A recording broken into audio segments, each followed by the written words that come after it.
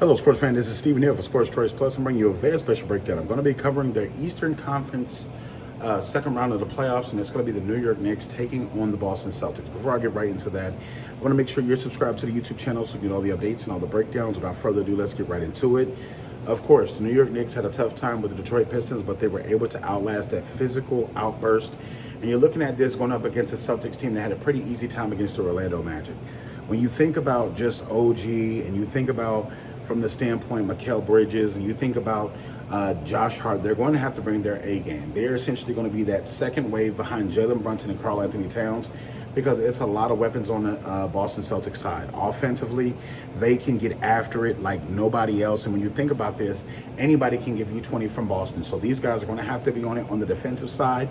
And they're also going to have to pull deep to give something on the offensive side as well. You're going to have to play both sides of the ball in this series because from the standpoint, the guys that I just named, all those guys are not defensively to the test of what we've seen Boston can do.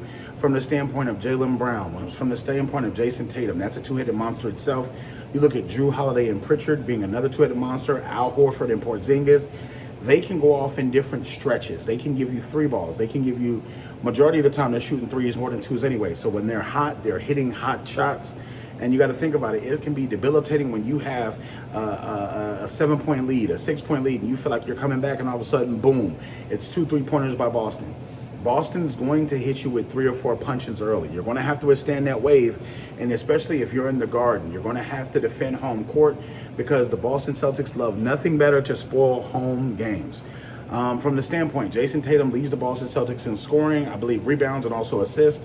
That's something that Karl Anthony Towns is going to have to disrupt because he's going to have to be on that glass and make sure there's no second chance points. When you miss threes, make sure you punish Boston by those long rebounds, getting out in transition, making sure you get the ball in the hoop. It's going to be tough for the New York Knicks in this one, but I have this one going 6. It's going to be tough, but I have the Boston Celtics beating the New York Knicks in 6. I feel like they can get 1 or 2 games from the Celtics. I feel like sometimes the Celtics play like they're bored. Sometimes the Celtics come to the game like, yeah, we got a playoff game today. And they don't give that best effort. But most of the time, the Celtics are on it. I feel like the Celtics may have 1, maybe 2 bad shooting games from 3.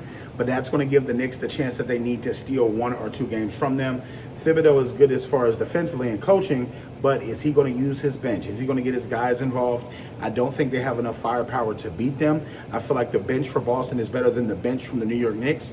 And I think that they're still hot on fire from their last series. So I'm picking the Boston Celtics to win this one in 6. All you Knicks fans, Boston Celtics fans, get in the comment section below. Definitely check out Sports Choice Plus, and we'll see you on the very next episode.